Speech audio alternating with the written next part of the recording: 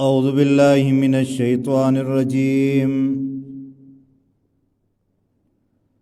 بسم الله الرحمن الرحيم. ليس عليكم جناح أن تبتغوا فضلا من ربكم فإذا أفضتم من عرفات فاذكروا الله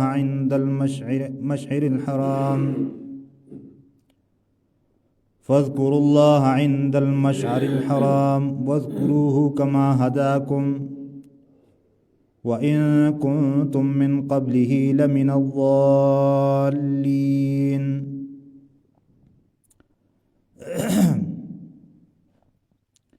ان آیات کے اندر بھی حج کا ذکر ہے اور کفار کے اوپر، قریش مکہ کے اوپر ایک رد ہے، اور یہ حج کا سلسلہ چل رہا ہے۔ پہلے حدیبیہ کا مقام اور اس کا ذکر، اس کی طرف اشارہ تھا، اور اس میں شرائط ایسے طے ہوئے کہ پریشان تھے صحابہ کرام، یہاں تک کہ اللہ کے نبی صلی اللہ علیہ وسلم نے 3 دفعہ حکم دیا کہ سر کے بال منڈواؤ اور حلال ہو جاؤ، لیکن کوئی بھی تیار نہیں تھا۔ تو آپ صلی اللہ علیہ وسلم پریشان تھے، تو حضرت ام سلمہ رضی اللہ تعالی عنہ کے سامنے اللہ کے نبی صلی اللہ علیہ وسلم نے بطور شکایت یہ ذکر کیا۔ تو انہوں نے فرمایا کہ آپ ایسا کریں کہ آپ پہلے شروع کریں، صحابہ کرام دیکھ لیں گے تو پھر شروع کر لیں گے۔ تو پہلے آپ صلی اللہ علیہ وسلم نے یہ سر جو ہے وہ بال اور اسی طرح قربانی کا وہ عمل کیا، تو سارے صحابہ نے پھر آپ صلی اللہ علیہ وسلم کی اتباع میں کر لیا، اس لیے کہ وہ پریشانی کے عالم میں تھے۔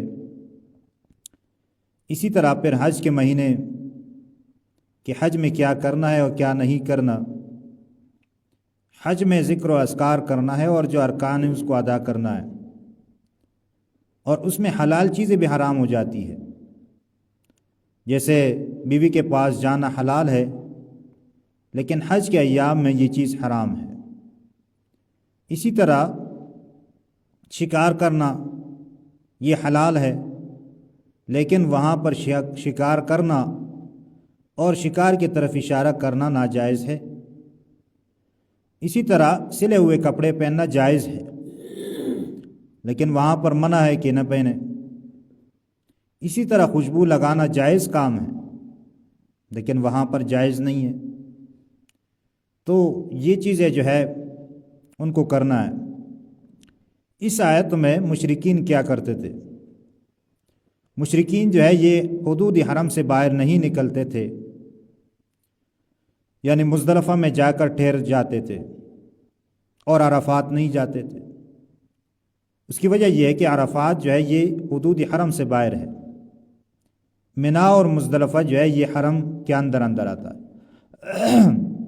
تو انہوں نے کہا کہ ہم چونکہ خدمت کر رہے ہیں بیت اللہ کی، تو لہٰذا ہم نہیں جاتے، اور جو غریب لوگ ہوتے تھے، عام لوگ ہوتے تھے، ان کو کہا تھا کہ آپ جو ہے عرفات جائیں۔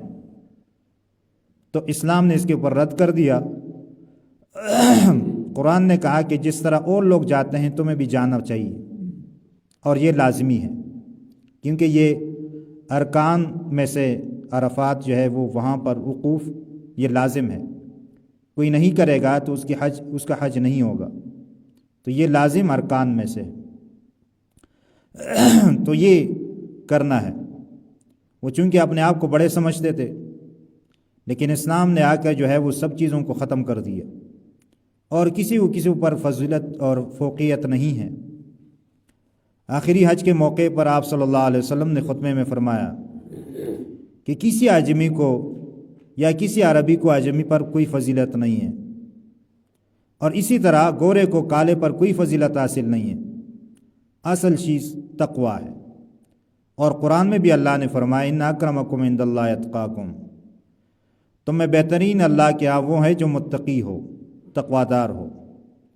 یہ نہیں ہے کہ آپ جتنے بھی ڈگریاں حاصل کرے، آپ زندگی بھر جو ہے وہ دین کے لیے وقف کرے، لیکن آپ کے معاملات درست نہیں ہیں تو آپ کا گھومنا اور سیکھنا فضول ہے۔ قرآن میں اللہ نے یہود کے علماء کی تشبیہ دی ہے گدھے کے ساتھ، کمثل الحمار یحمل اسفارا، کہ اس کی مثال گدھے کی ہے کہ یہ بوجھ اٹھاتا ہے۔ تو یہود کے علماء نے بہت علم حاصل کیا تھا اور ان کے پاس بہت علم تھا، تو ان کی مثال دی گئی ہے گدھے کے ساتھ۔ تو جو عام مسلمان ہوگا اور دین کے اوپر عمل نہیں کرے گا تو اس کی مثال کس کے ساتھ دی جائے گی؟ قرآن میں فرمایا کہ بل ہم اضل، کہ یہ جانور سے بھی گیا گزرا ہے، اس لیے کہ عمل نہیں ہے۔ اصل چیز عمل ہے، اور مال اور ظاہری اسباب اور علم یہ کوئی کمال کی چیز نہیں ہے، اصل چیز عمل ہے۔ اللہ اکبر۔ اور خوبصورتی کو اسلام میں نہیں دیکھا جاتا۔ اللہ کے نبی صلی اللہ علیہ وسلم نے فرمایا ان اللہ لا ينظر الى صورکم واموالکم، کہ اللہ تمہاری شکلوں کو اور تمہارے مال کو نہیں دیکھتا، ولکن ينظر الى قلوبکم واعمالکم، لیکن اللہ دیکھتا ہے تمہارے دلوں کو اور دیکھتا ہے تمہارے اعمال کو۔ تو اعمال اصل چیز ہے اور دل اللہ کے ساتھ مضبوط ہونا چاہیے۔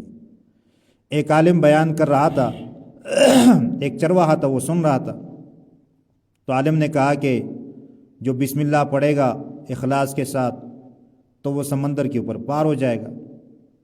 تو وہ جو چرواہا تھا وہ بکریاں چرا رہا تھا اور سامنے سمندر، اور سمندر کے اس پار بہت جو ہے وہ چارہ تھا، کیونکہ وہاں جانے کے لیے راستہ نہیں تھا، تو بہت بہترین قسم کا جو ہے وہ چارہ تھا بکریوں کے لیے۔ تو اس نے کہا یہ تو آسان کام ہے، بسم اللہ پڑھ کے چلا گیا اور وہاں بکریوں کے لیے جو انتظام کرنا تھا وہ کر کے واپس آیا۔ اسی طرح یہ بات مشہور ہو گئی۔ اب جس نے یہ بات کی تھی اس نے کہا مجھے تو بہت سارے علوم میرے پاس ہے، لہٰذا میں تو آسانی کے ساتھ گزر جاؤں گا۔ تو وہ جا کے جو ہے وہ بسم اللہ پڑھ رہے اور پاؤں پانی میں رکھ رہے، وہ اندر جا رہے، تو اخلاص نہیں تھا، اللہ کے اوپر توکل اس چرواہے کا تھا، تو اس درجے کا اس عالم کا نہیں تھا، تو اس لیے وہ جو ہے وہ ناکام ہوا، وہ پار نہ ہو سکا۔ اس لیے اصل چیز ہے معاملات اور اعمال، کہ جتنا سیکھا ہے اس کے اوپر عمل کتنا ہے۔ جو عمل نہیں کرتا تو اس کا علم جو ہے وہ فضول ہے، اس لیے کہ اسے کوئی فائدہ حاصل نہیں ہوتا۔ اور اس کی مثال ایسی ہے جیسے ایک درخت ہے اور درخت کے اندر پھل نہیں ہے، تو اسی طرح علم ہے لیکن عمل نہیں ہے، اور باعمل اور باعلم کا جو علم پر عمل کرتا ہے اس کی مثال اس درخت کی ہے جس کے اوپر پھل ہو، یعنی درخت بھی ہے اور پھل بھی ہے، تو یہ مثال ہے۔ تو اس لیے اصل چیز عمل ہے، اور عمل کے لیے علم ضروری ہے، تو علم جو ہے وہ سیکھنا ضروری ہے۔ یہ نہیں ہے کہ ہم جو ہے وہ دین سیکھے اور اس طرح سال میں چلہ لگائے، مہینے میں سروزہ لگائے، 24 گھنٹوں میں ایک دن جو ہے وہ شب جمعے کے لیے نکالے، لیکن ہمارے معاملات درست نہ ہو تو اس کا کوئی فائدہ نہیں ہے، اور اس سے پھر لوگ جو ہے متنفر ہو جاتے ہیں۔ ہمارے ہاں ایک امیر صاحب تھے، اس کا نام سنوبر تھا، ان کا انتقال ہوا ہے، اللہ مغفرت فرمائے۔ تو وہ جو ہے وہ تبلیغ میں بہت وقت لگاتا تھا، لیکن وہ معاملات میں درست نہیں تھا۔ تو اب جو ہے ہم والد صاحب کو کہتے ہیں کہ آپ تبلیغ کے لیے، جو بولے نہیں، مجھ سے جو ہے وہ سنوبر بن جائے گا، اس لیے کہ وہ سال میں اسی طرح 4 مہینے لگاتا تھا اور چلے لگاتا تھا اور سروزے، یہ بہت بڑا امیر صاحب تھا، لیکن اس کے معاملات درست نہیں تھے تو لوگ اس سے متنفر ہو گئے۔ اب میرے والد صاحب تبلیغ کے لیے نہیں جاتے، کہتے ہیں وہ مجھ سے وہ بن جائے گا۔ تو یہ چیزیں جب ہم نہیں کرتے تو لوگ جو ہے متنفر ہو جاتے ہیں کہ دیکھیں فلاں آدمی جو ہے وہ اس طرح کر رہا ہے۔ اور اس سے ایک اور غلطی ہو جاتی ہے، جب ایک امیر صاحب یا عالم صاحب یہ کرتا ہے تو لوگ سمجھتے ہیں کہ شاید یہ کام جائز ہو، تو لوگ جو ہے اس سے غلط فائدہ اٹھاتے ہیں اور غلطی میں مبتلا ہو جاتے ہیں۔ اس لیے اس چیز سے اپنے آپ کو دور رکھنا ہے، جتنا سیکھا ہے اس کے اوپر عمل کرنا ہے۔ جیسے صحابہ کرام، حضرت عمر رضی اللہ تعالیٰ عنہ نے سورہ بقرہ سیکھنے میں 12 سال لگائے، اس لیے کہ وہ جب آیت سیکھتے تھے اس کے اوپر عمل کرتے تھے۔ لیس علیکم جناح، نہیں ہے تمہارے اوپر کوئی گناہ، ان تبتغوا فضلا من ربکم، کہ تم تلاش کرو فضل اپنے رب کی طرف سے، یعنی کوئی حلال مزدوری کرنا چاہو تو یہ بھی کر سکتے ہو، یہ فضل ہے اللہ کا۔ وَإِذَا أَفَضْتُم مِّنْ عَرَفَاتٍ فَاذْكُرُوا اللَّهَ، جب تم اترو عرفات سے یا واپس آؤ عرفات سے، فَاذْكُرُوا اللَّهَ عِندَ الْمَشْعَرِ الْحَرَامِ، بس اللہ کو یاد کرو مشعر حرام کے پاس۔ یہ مشعر حرام ایک پہاڑی ہے جو مزدلفہ کے پاس ہے، اور وہاں پر ذکر و اذکار کیا جاتا ہے، تو وہاں پر اللہ کو یاد کرو۔ وَاذْكُرُوا كَمَا هَدَاكُمْ، اور اللہ کو یاد کرو اس طریقے سے جس طرح اللہ نے تمہیں ہدایت دی ہے۔ جو طریقہ اللہ نے بتایا ہے اسی طریقے سے عمل کرنا ہے۔ یہ نہیں ہے کہ اپنے طرف سے اعمال میں اضافہ کرے اور یہ کہے کہ یہ بہترین طریقہ ہے تو یہ بدعت ہو جائے گا۔ تو جس طرح اللہ نے یاد کرنے کا حق کہا ہے اسی طرح یاد کرو۔ اور اس میں علماء فرماتے ہیں کہ جو دعائیں اللہ کے نبی صلی اللہ علیہ وسلم سے منقول ہے اسی طرح پڑھنا چاہیے، اپنے طرف سے اس میں اضافہ کرنا یہ درست نہیں ہے۔ جیسے اللہم انت السلام و منک السلام، اور اس میں کچھ اور الفاظ ایڈ کر کے جو ہے پڑھتے ہیں، جبکہ یہ مختصر ہے اللہم انت السلام و منک السلام تبارکت یا ذی الجلال والاکرام۔ اس میں بہت سارے الفاظ ہیں جو مجھے یاد نہیں ہیں، بعض لوگ اس کو پڑھتے ہیں جو کہ صحیح نہیں ہے، اپنے طرف سے ملا ہے۔ اسی طرح نماز کے یہ اذان کے بعد جو دعا ہے اس میں بھی اضافہ کیا گیا ہے۔ اصل دعا ہے اللہم رب ھذہ الدعوۃ التامہ والصلاۃ القائمہ آت محمدا الوسیلۃ والفضیلۃ وابعثہ مقاما محمودا الذی وعدتہ انک لا تخلف الميعاد، یہ دعا ہے۔ اس میں جو ہے والدرجۃ العلی پتہ نہیں اور کیا لگاتے ہیں، تو یہ اپنے طرف سے ملایا ہے، تو لہٰذا دعاؤں میں اسی طریقے سے پڑھنا چاہیے جس طرح منقول ہے، تو یہ اس میں آتا ہے۔ وَإِن كُنتُم مِّن قَبْلِهِ، اگرچہ تم تھے اس سے پہلے، لَمِنَ الضَّالِّينَ، ناواقفوں میں سے، تو ہر جگہ اسی اعتبار سے معنی نہیں کیا جاتا، گمراہ نہیں کریں گے، ناواقف کہیں گے۔ ثُمَّ أَفِيضُوا مِنْ حَيْثُ أَفَاضَ النَّاسُ، پھر اترو وہاں سے من حیث افاض الناس، جہاں سے لوگ پھرتے ہیں۔ واستغفروا اللہ، اور اللہ کو یاد کرو۔ ان اللہ غفور الرحیم، بے شک اللہ تعالیٰ بخشنے والا مہربان ہے۔ یعنی آپ سے غلطی ہوا ہے اور غلطی کی وجہ سے آپ استغفار کرتے رہیں، اور یہ غلطی کر چکے ہیں آپ کہ آپ عرفات نہیں جاتے اور مزدلفہ میں ٹھہر جاتے ہیں، تو ایسا نہیں کرنا چاہیے، کیونکہ کسی غریب اور جو ہے دین کے معاملے میں فقیر اور مالدار کا کوئی اعتبار نہیں ہے کہ یہ غریب ہے اس کے لیے آسانی ہے یا یہ مالدار ہے اس کے لیے آسانی ہے، ایسی کوئی بات نہیں ہے۔ جس طرح نماز میں کوئی فرق نہیں ہے تو اسی طرح حج میں بھی فرق نہیں ہے۔ اللہ کے ہاں اس کا کوئی اعتبار نہیں ہے کہ یہ مالدار ہے یا یہ فقیر ہے۔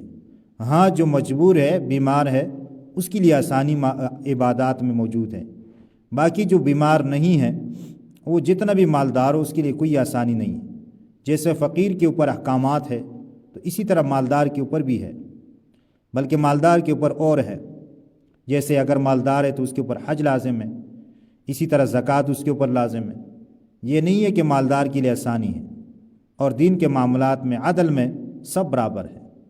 آپ صلی اللہ علیہ وسلم سے تذکرہ ہوا کہ کسی خاتون نے چوری کی ہے تو لہٰذا اس کا ہاتھ نہ کاٹا جائے، تو اللہ کے نبی صلی اللہ علیہ وسلم نے فرمایا کہ پہلے امتیں اسی وجہ سے ہلاک ہوئی ہے کہ اس میں جب مالدار جو ہے وہ چوری کرتا تھا تو وہ چھوڑ دیتے، اور کوئی غریب جو ہے وہ چوری کرتا تھا تو اس کے اوپر حد نافذ کرتے تھے، اس وجہ سے وہ لوگ تباہ ہوئے اور ہلاک ہوئے۔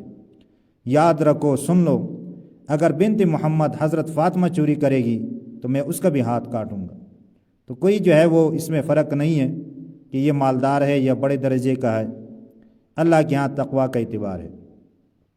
تو ان آیات میں اس کا ذکر تھا کہ مشرکین کا یہ عمل درست نہیں ہے، تو اس سے سبق ہے تمام مسلمانوں کے لیے کہ مسلمانوں یاد رکھو کہ اس طرح معاملات میں اپنے طرف سے کوئی چیزیں نہ بناؤ، چاہے وہ ذکر و اذکار کے حوالے سے ہو یا دینی حوالے سے ہو، کہ اپنے طرف سے عمل بنا کے اور پھر اس کو لازم کیا جاتا ہے۔ جیسے پہلے ہمارے اس علاقوں میں کیا کیا رسمیں تھیں، اور اس کو یوں سمجھا جاتا تھا کہ جیسے یہ کوئی دین کا حکم ہے۔ اب مردہ ہو جاتا تھا، کوئی مر جاتا تھا تو اس کے اوپر جو ہے وہ قرآن گھماتے تھے اور اس کو لازم سمجھتے تھے۔ اگر کوئی نہیں کرتا تھا تو کہتے تھے دیکھو اس نے اپنے مردے کے ساتھ ظلم کیا اور جو ہے اس کو بغیر اس کے دفنا دیے۔ اسی طرح اسقاط تقسیم کرتے تھے۔ اب ہمارے ہاں ایک آدمی تھا، ابھی ان کا انتقال ہو چکا ہے، تو اس کی بیوی مر گئی۔ اب یہ جو ہے وہ اسی قسم کا آدمی تھا۔ اب اس نے جو ہے نا سال بھر کے دیسی گھی جمع کی ہے، اب گھی جو ہے وہ خراب ہو چکی ہے۔ تو میرا بھائی جو ہے وہ واقعہ سنا رہا تھا کہ ہم گئے وہاں پہ، اس نے دعوت کی نا، سال کے بعد پتہ نہیں کتنا عرصے کے بعد دعوت کرتے ہیں، خیرات کرتے ہیں۔ تو یہ ساری چیزیں جو ہے وہ کہتے ہیں تیسرے دن جو ہے وہ کرتے ہیں، 11ویں دن جمعرات کو، سال کے بعد 40 دن کے بعد۔ یہ کہاں سے آیا؟ یہ قرآن و حدیث میں تو ہم نے نہیں پڑھا، اور نہ ہمیں صحابہ کی زندگی سے ملا، نہ آپ صلی اللہ علیہ وسلم کی زندگی سے ملا۔ تو یہ کہاں سے آیا؟ تو یہ پیٹ سے آیا ہوا ہے۔ اس کی دلیل کہاں ہے؟ کوئی دلیل نہیں ہے، پیٹ سے آیا ہوا۔ تو وہ بتا رہا تھا کہ ہم جب وہاں گئے، ہم نے 2-3 نوالے لیے، تو اس نے گھی ڈالا۔ جب جیسے گھی ڈالا تو سارا کانا خراب ہو گیا۔ اب جو بھی آتا ہے وہ جب بیٹھتا ہے تو ایک نوالا لیتا ہے تو وہ خراب ہے تو اٹھ جاتے۔ تو لوگوں نے اس کو کہا کہ یہ گھی جو ہے وہ خراب ہے، لوگ کھانا نہیں کرے۔ بولے نہیں نہیں، یہ فرق ہو جائے گا، اب فرق نہیں کرنا ہے، سب کو ڈالتے جاؤ۔ تو وہ سارا کانا ایسا رہ گیا، خراب ہو گیا، لیکن کسی کے قسمت میں نہیں آیا۔ تو یہ کیوں؟ اس لیے کہ ہم نے اپنے طرف سے دین بنایا ہے، اور دین وہ علماء سے تو سیکھتے نہیں ہیں، قرآن میں پڑھتے نہیں ہیں، حدیث میں پڑھتا نہیں ہے۔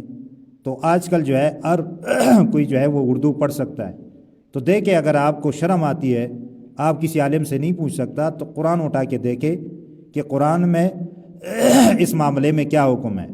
اسی طرح حدیث میں دیکھیں کہ حدیث میں اس حوالے سے کیا لکھا ہے۔ اسی طرح فقہائے کرام نے قرآن و حدیث سے کیا نکالا ہے وہ دیکھیں۔ اس میں آپ کو ایک چیز ملتی ہے، اس کے اوپر عمل کرے، نہیں ملتی اس کو چھوڑ دیں۔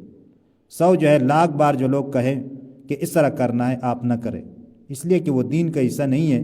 اور اگر آپ کسی کام کو دین کا حصہ سمجھ کے کرتا ہے تو آپ گناہگار ہو جائیں گے، اور اس طرح یہ عمل گمراہی ہے، اور گمراہ آدمی کہاں جائے گا؟ وہ جہنم میں جائے گا۔ حدیث میں بھی ہے کہ جو اپنے طرف سے اس دین میں اضافہ کرے گا تو وہ رد ہے، اور اسی طرح دین کے اندر چیزوں کو ایجاد کرنا یہ گمراہی ہے، اور گمراہی فی النار، جہنم میں ہے۔ بس اللہ تعالی ہم سب کو قرآن صحیح طریقے سے پڑھنے اور اس کو سمجھنے اور اس پر عمل کرنے کی توفیق عطا فرمائے، آمین۔